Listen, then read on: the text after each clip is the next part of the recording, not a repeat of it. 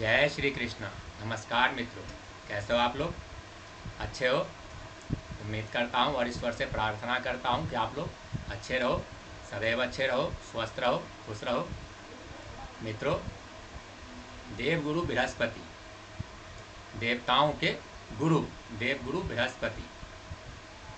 मित्रों, देवगुरु बृहस्पति का स्थान, महत्व, प्रभाव हमारे जन्म कुंडली पर सबसे अधिक होता है मित्रों। ये सबसे अधिक शुभ ग्रह में गिने जाते हैं मित्रों, देवगुरु बृहस्पति हमारे छवि के, हमारी पर्सनैलिटी के, हमारे धन के, हमारे सुख के, हमारे ज्ञान के, हमारे पति या पत्नी के,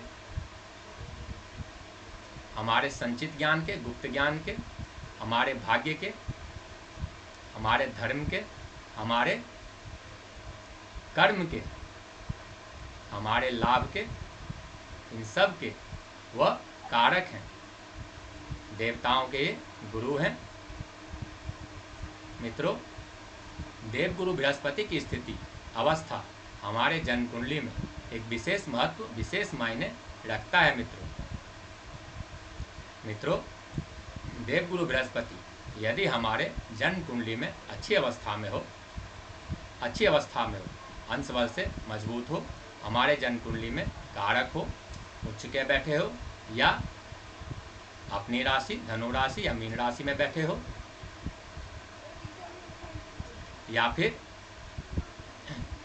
कर्क राशि, चंद्रमा की राशि कर्क राशि में बैठे हो, जहाँ पे उच्च के हो जाते हैं, केंद्र में बैठे हो, पहले, चौथे, सातवें या 10वें इसमें बैठे हो, या केंद्र में बैठे इसमें बैठे हो, त्रिकोण में, पंचम या नवम भाव में, इस भाव में जहाँ पे वो विशेष कारक बन जाते हैं, विशेष कारक मित्रों। ऐसी अवस्था में देवगुरु बृहस्पति सब कुछ देने वाले आपको हो जाते हैं और आपके कईयों दोषों को नाश करने वाले। अर्थात यदि आपके जन्म कुंडली में कोई दुर्योग लग रहा है, किसी विशेष पापक ग्रह से आप परेशान हैं, आपकी जन्म कुंडली को कमजोर कर रहा है, तो देवगुरु बृहस्पति ऐसा नहीं होने देंगे। ऐसे दुर्योगों को वो दूर कर देते हैं मित्रों। विशेषकर देवगुरु बृहस्पति यदि आपके जन्म कुंडली में पहले भाव में, लगन भाव में, पंचम भाव में, जहाँ पे वो विशेष कारक बन जाते हैं, नवम भाव में, भाग्य भाव में, धर्म भाव में, जहाँ पे ये विशेष कारक बन जाते हैं, नवम भाव में और पंचम भाव में, दोनों भावों में विशेष कारक बन जाते हैं, और लग्न भाव में, पहले भाव में, यहाँ भी ये विशेष कारक बन जाते हैं मित्रों। यदि इन भावों में, विशेषकर इन तीनों भावों में यदि देवगुरु बृहस्पति बैठ जाए, विशेषकर यदि किसी शुभ ग्रह चंद्रमा, बुध, शुक्र इन सब के साथ बैठ जाए, या किसी उच्च के ग्रह के साथ बैठ जाए, या लग्नेश के साथ बैठ जाए, अंश बल से थोड़ा मजबूत हो, तो ये हमारे जन्म कुंडली को अकेले देवगुरु बृहस्पति मजबूत कर देते हैं और सब कुछ देने वाले हो जाते हैं मित्रों, सब कुछ।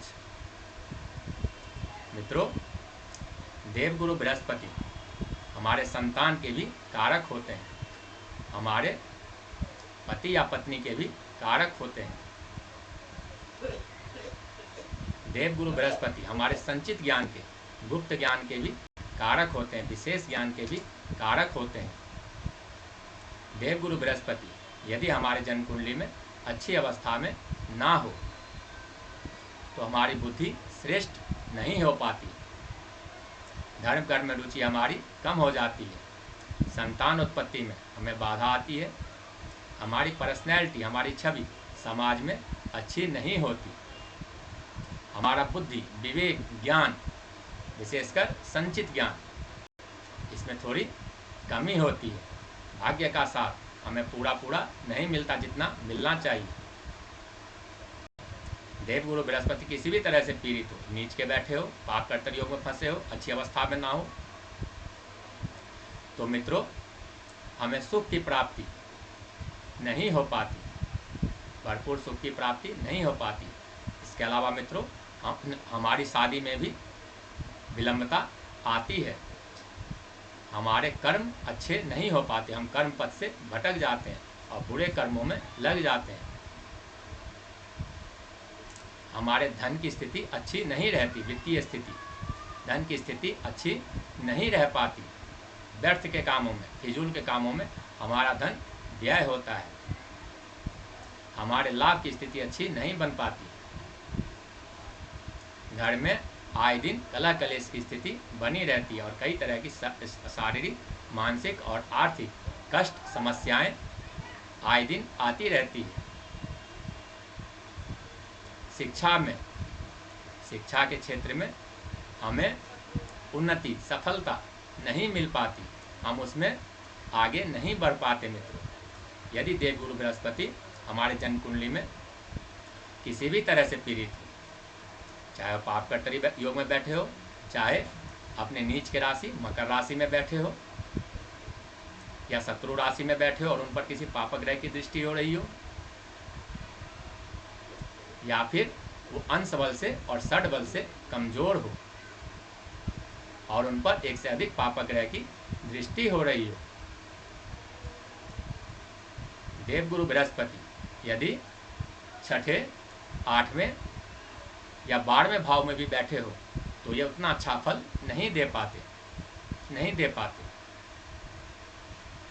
यदि वो तीसरे भाव में भी बैठे जो कि एक मारक भाव है, तो ये भाग्य को तो मजबूत करते हैं, लेकिन यहाँ भी अच्छा फल नहीं दे पाते। जो इनका कारकत्व है, जो उनका प्रभाव है, जो उनका शुभत्व है, गुण है, वो ये जातक को पूरी तरह से नहीं दे पाते।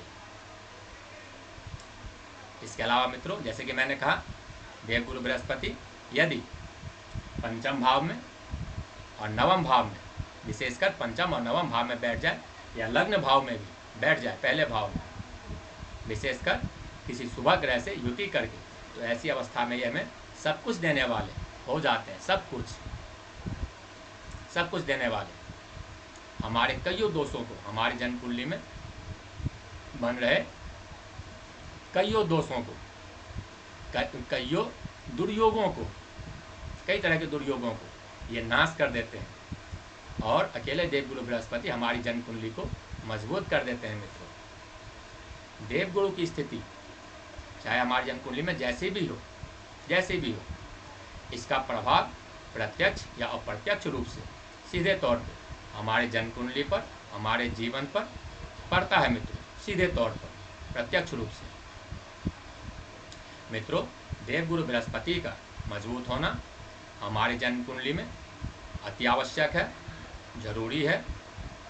हमें अच्छे भविष्य के लिए, हमारी उन्नति के लिए, हमारे मोक्ष के लिए, हमारे सुख के लिए, हमारे अच्छे धन की स्थिति के लिए, अच्छे लाभ की स्थिति के लिए, भाग्य का साथ पाने के लिए, जल्दी विवाह के लिए, उच्च स्तर की बुद्धि के लिए, शिक्षा में सफलता के लिए, संतानोत्पत्ति के लिए, तो देवगुरु इतने महत्वपूर्ण है मित्रों।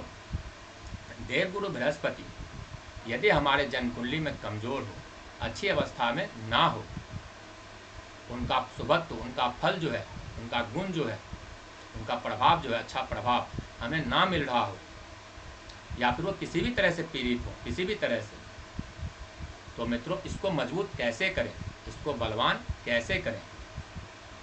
हम देवगुरु से अच्छे फल की उम्मीद, शुभ फल की उम्मीद कैसे करें? क्या करें, ऐसा क्या विशेष करें, क्या उपाय करें? आइए मित्रों जानते हैं। मित्रों, देवगुरु बृहस्पति आपके जन्म कुंडली में किसी भी तरह से पीड़ित हो, यदि ये अधिक पीड़ित हो, विशेष पीड़ित हो, तो ये आपको विशेष कष्ट तो नहीं, लेकिन अपने से संबंधित, अपने से कारक चीज से संबंधित ये आपको नहीं दे पाते, कुछ भी नहीं दे पाते, या बहुत कम ही दे पाते हैं, बहुत कम दे पाते हैं, और आपको कईयों तरह की समस्याएं आती है। जब देवगुरु बृहस्पति कमज़ोर हो जाए, पीड़ित हो जाए, तो कई तरह की समस्याएं अपने आप ही आती है। देवगुरु बृहस्पति नहीं देते, और कारणों से आता है, क्योंकि देवगुरु बृहस्पति वहाँ पे प्रभावहीन हो जाते हैं, कम से कम प्रभाव रखते हैं। यदि वो अच्छी अवस्था में ना हो, यदि विशेष पीड़ित हो तो मित्रों इनको कैसे करें मजबूत, इसका लाभ कैसे उठाएं, आइए मित्रों जानते हैं। मित्रों, देवगुरु के बीज मंत्र हैं। बीज मंत्र क्या है? ओम ग्रां ग्रीं ग्रौं सः गुरुवे नमः। ओम ग्रां ग्रीं ग्रौं सः गुरुवे नमः, इससे छोटा ही मंत्र है। ओम ऐं क्लीं बृहस्पतये नमः। वैदिक मंत्र भी होता है। ओम बृहस्पते अति अदर्यो अर्हाद्वि मद्वि भात कृत मज्जने स्विद्विदेच्छवश्रित प्रजापतस मास उद्रमनं देचितम। ओम ब्रह्म बृहस्पतये नमः। थोड़ा बड़ा है, दोबारा बोलूं। ओम बृहस्पते अति अदर्यो अर्हाद्वि मद्वि भात कृत मज्जने स्विद्विदेच्छवश्रित प्रजापतस मास उद्रमनं देवी चित्रम। ओम ब्रह्म बृहस्पतये नमः। ये इनका वैदिक मंत्र है, बड़ा है थोड़ा, तो आप छोटे मंत्र बीज मंत्र का जाप कर सकते हैं, इनका पाठ कर सकते हैं देवगुरु बृहस्पति को मजबूत करने के लिए। आसान है, ये छोटे हैं। ओम ग्रां ग्रीं ग्रौं सः गुरुवे नमः, या फिर ओम ऐं क्लीं बृहस्पतये नमः, ये इससे भी छोटा है। तो जो आपको अच्छा लगे, जो आपको सुविधा हो, जो आसान लगे, आप उसका मंत्र का जाप कर सकते हैं। इसके अलावा मित्रों, देवगुरु बृहस्पति का मजबूत करने के लिए, देवगुरु बृहस्पति को मजबूत करने के लिए आप डेली मंदिर जाएं, प्रतिदिन मंदिर जाएं, मंदिर की साफ सफाई करें, सेवा करें, दान दक्षिणा करें, और सभी देवी देवताओं के दर्शन करें। सभी देवी देवताओं के यदि प्रतिदिन करें तो अति उत्तम है, इससे आपके देवगुरु बृहस्पति मजबूत हो जाएंगे मित्रों। इसके अलावा मित्रों, यदि देवगुरु बृहस्पति आपके जन्म कुंडली में विशेष पीड़ित हो रहे हो, तो आप गौ की सेवा करें, गाय की सेवा, उनको भोजन कराएं, अगर प्रतिदिन करा सकें तो अति उत्तम। इसके अलावा मित्रों, आप बृहस्पतिवार का व्रत भी कर सकते हैं।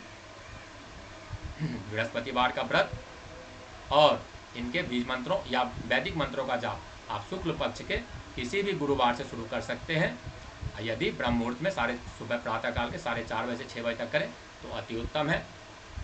ऐसा ना कर सकें तो 8 बजे सुबह तक, ऐसा भी नहीं तो 10 बजे सुबह तक कर लें, ऐसा भी नहीं तो फिर जब इच्छा हो तब कर लें।